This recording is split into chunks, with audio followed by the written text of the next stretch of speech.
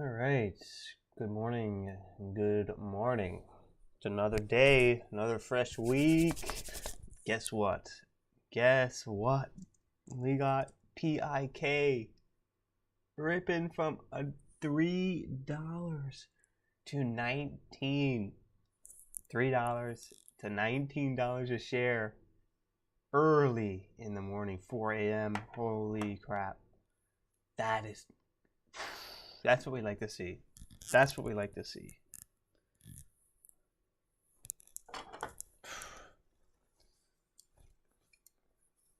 Wow.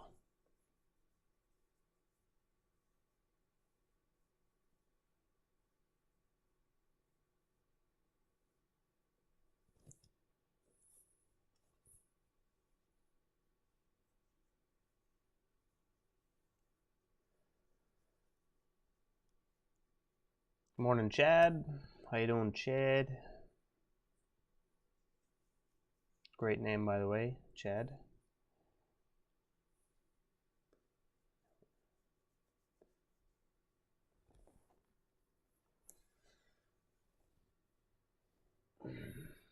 Can't go wrong with naming your son Chad.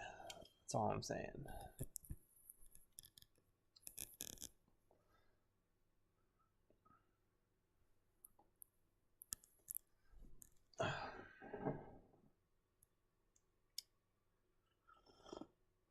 Good morning, good morning. People are coming in. PIK up from $3 a share to $19.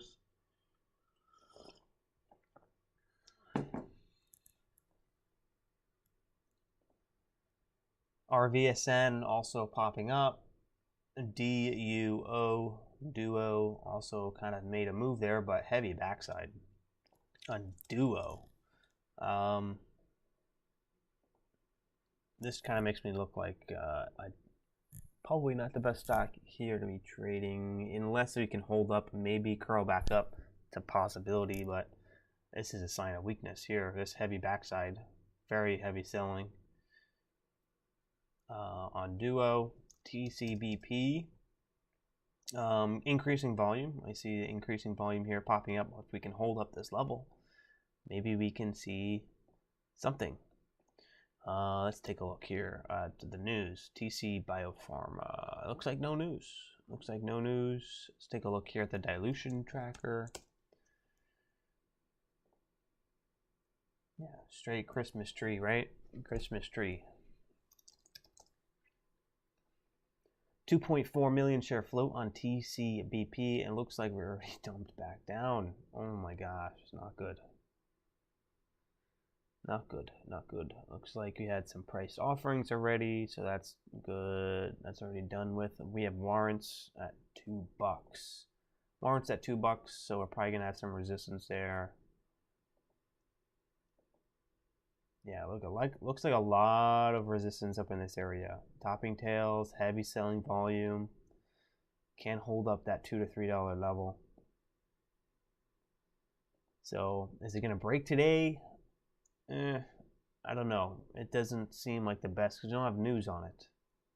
Could be just some shorts covering, but I will put in a level here just in case. But we'd have to really break $3 for it to really start squeezing. Say shorts are in on this price. You know, we're gonna need some good strength to get over this level. 214 would be an area I'd be looking for. Break at 214, maybe move up to 3. But again, you know, when is this going to get stuffed? Every time it's coming up to the levels, it's getting stuffed. So not the strongest. It's already sold off pretty hard. The other one, RVSN, this one's popping up, making a move from 270 up to 360. RVSN, let's see if we got news. RVSN receives order from a Class 1 U.S. railroad company for its AI-based safety system. Very nice. So received order. Let's see if We have any dollar amount? I don't see any dollar amounts, but we do have a buzzword, AI. AI has been just driving the market and a lot of these catalysts. So maybe we get something here on RVSN. We've traded this before. It's on a heavy backside though from the previous rally in early January or earlier in the year. I think we could potentially have move up to, say, maybe 480, 88, 488 is the level here. We can break out of that high, then maybe have room up to 5 and 550.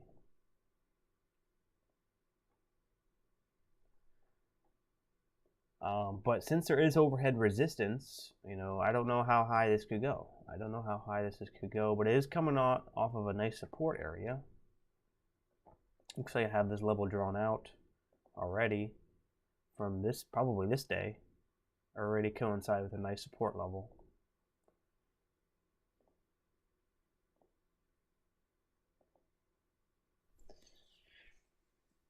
I think we do have a room for a potential bounce. I'd say probably to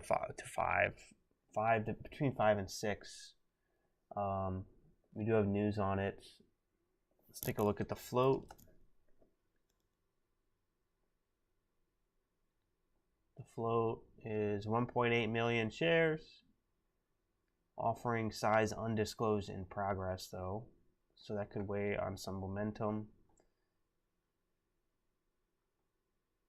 We do have a crap ton of warrants, but I guess only these two are going to come into play. This one's probably already. This is in January, so I would assume that this would already be. I don't have premium, so I can't see remaining warrants outstanding. This is where I'm going to want to get my more information, but I don't have premium. I don't know how much premium is, but you know, maybe one day I'd pay for it, but. That's definitely a solid piece of information that I could use, is remaining warrants outstanding. But that piece of information I do not have.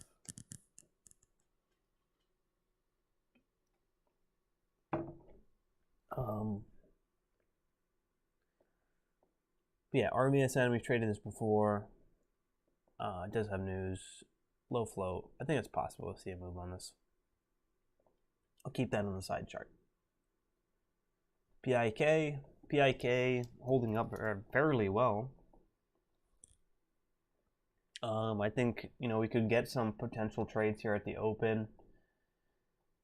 Do I think it's going to break 19? Probably not. A little bit too far off the high, but you never know.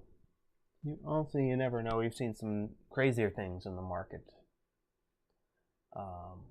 So anything's possible, but I think what we could potentially get is a attempted red to green move, or an opening surge breaking out of this range to squeeze out any shorts, and then potentially fading from there.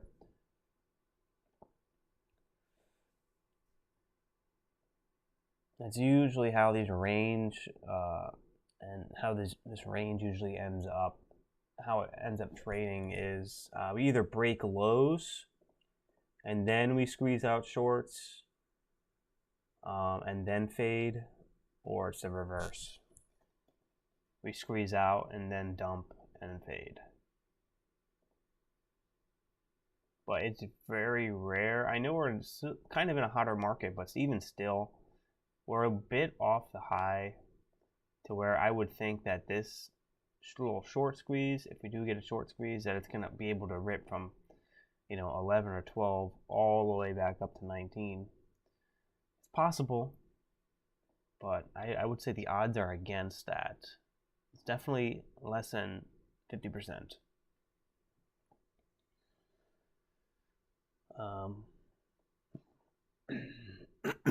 What else do we have? UMAC. Let's see the news on PIK. I'm just curious. Why did we move here? PIK. I don't see anything on PIK here. PIK stock. Let me just Google it. PIK stock.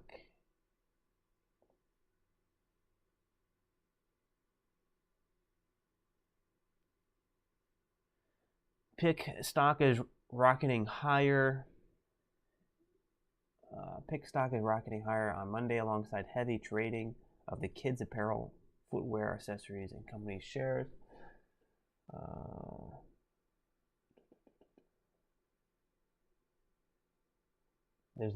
Investors will note that there's no new news from the company today that explains this rally.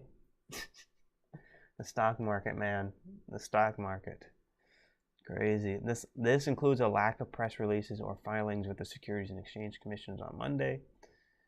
They had a recent stock split, which is usually a contributing factor. It's usually a contributing factor, these reverse stock splits, because for any of you new guys in here, a reverse stock split increases the stock price and lowers the amount of shares on the market, which decreases the supply.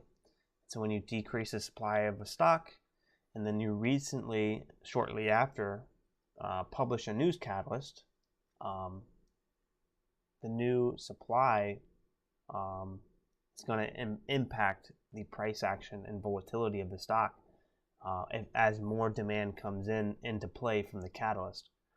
So instead of, let's say there's 100 million shares traded on one stock, but there's 50 million shares outstanding, or 50 million share float, it's not going to move as much as 100 million shares traded on a 1 or 2 million share float.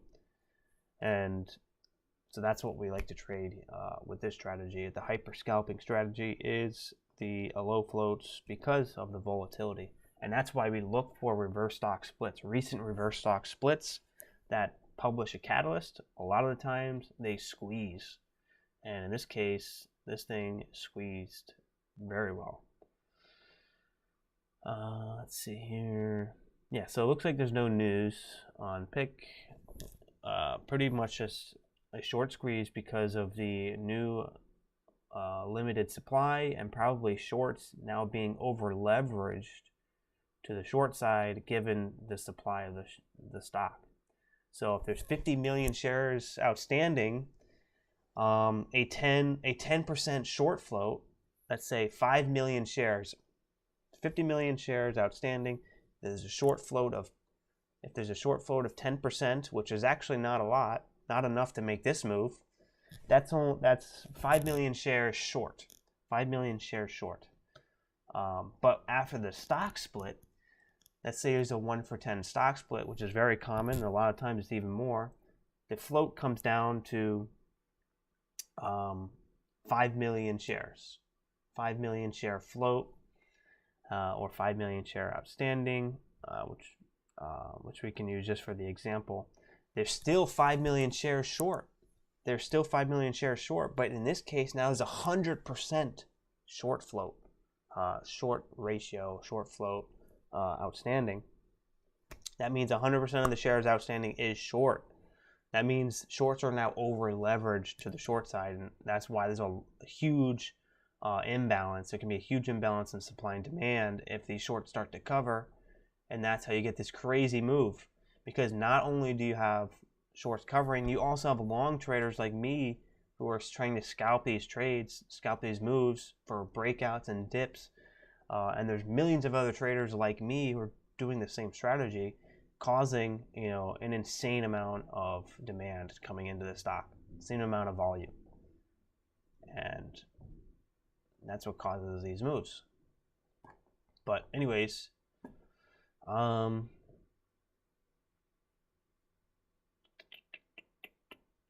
PIK.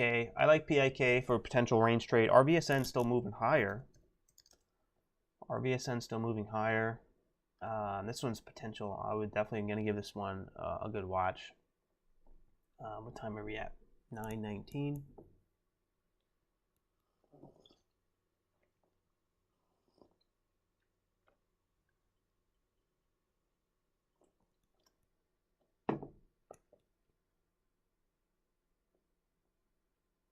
Definitely need to get an algo for moves like these. I'll get back to small caps one of these days.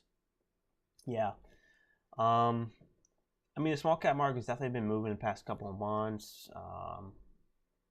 I'm not sure for algo on small caps. I guess there's people who do that. But some of these moves are getting to be so much of an outlier. Like these outlier moves are being more consistent in this market that the parameters are probably going to be a lot different for the algo than a normal market, because you're trading a stock that's like 4 in the morning, going from $3.19 to $19.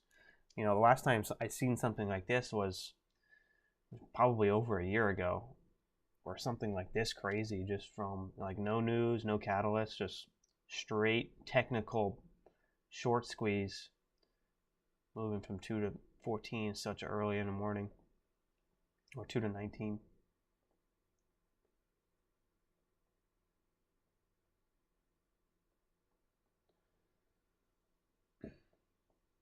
So let's see, what am I watching here at the open? It's tough. I do want to watch PIK, but also RVSN is making a decent move, and it's early. It could be early in the move. Let's see the volume on RVSN again. I want to essentially be watching the stock that everyone else is watching, because that's where the most opportunity is going to be. Volume's pretty good. This is pretty good for pre-market volume. 200,000, 150, 200,000. We're probably going to get over. We're probably going to turn over 1 million shares per 1 minute candle on RVSN. Usually, if you apply the Stephen Ducks,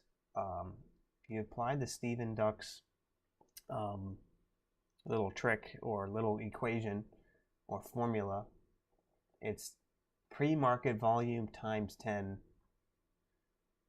will be the amount of volume traded on the day. Yeah, I know a guy who does it for small caps, but his algo actually holds over a couple days. Yeah. Yeah, I can assume it's a little bit tougher. There's probably a lot more adjustments that you need to make just through sheer market sentiment. That's one thing about systems trading in small caps. It definitely seems a lot more challenging than in large caps or Forex or futures or anything like that.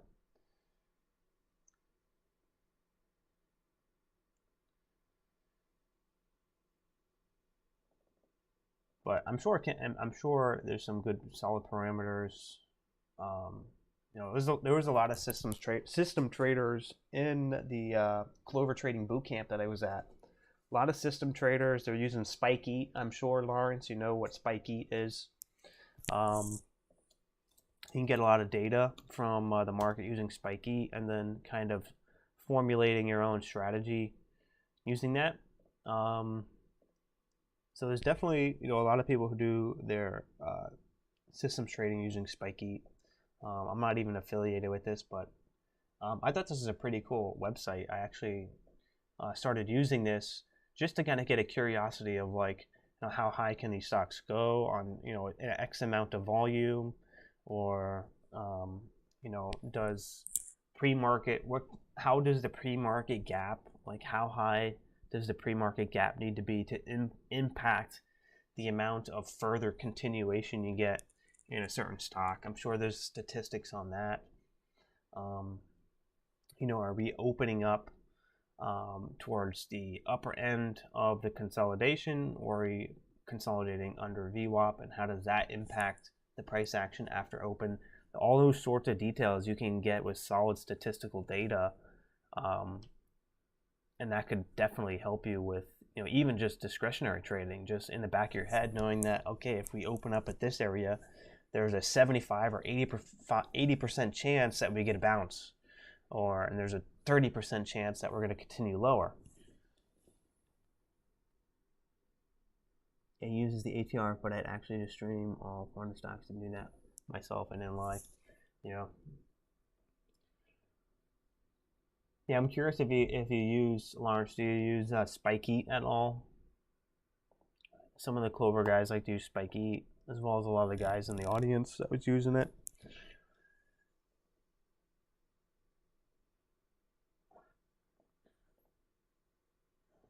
Right, here is the, so recently I got involved here.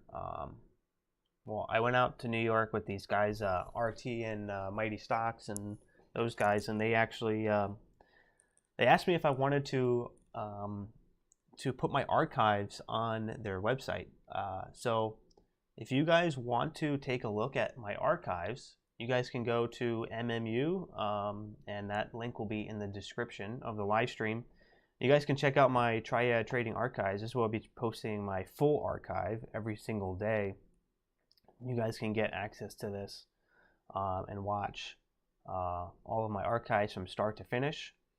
I will still showcase some live trades in my YouTube video for my YouTube subscribers. But for the full video, you'll have to access that at MMU. So you guys can check that out using the links in the description. Also, if you guys want to learn the strategy that I do every single day, you guys can check out either Merciless Markets Silver or Merciless Markets Gold. If you guys wanted to get more access to the strategy that I use every single day.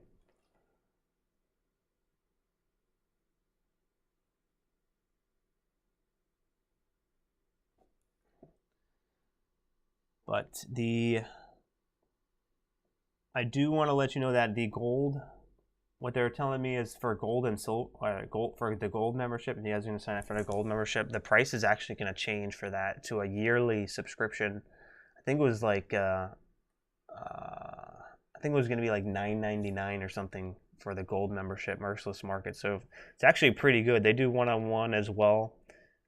They do one-on-one. There's a whole list of courses you can take on different setups and strategies that I use every single day and they use every single day.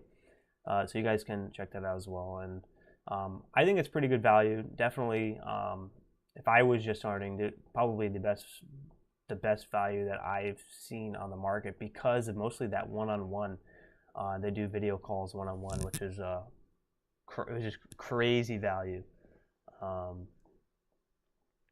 And that's only $9.99. Like Ross is like $3,000-$4,000, and he doesn't do a one-on-one. Tim Sykes is like $3,000. He doesn't do a one-on-one.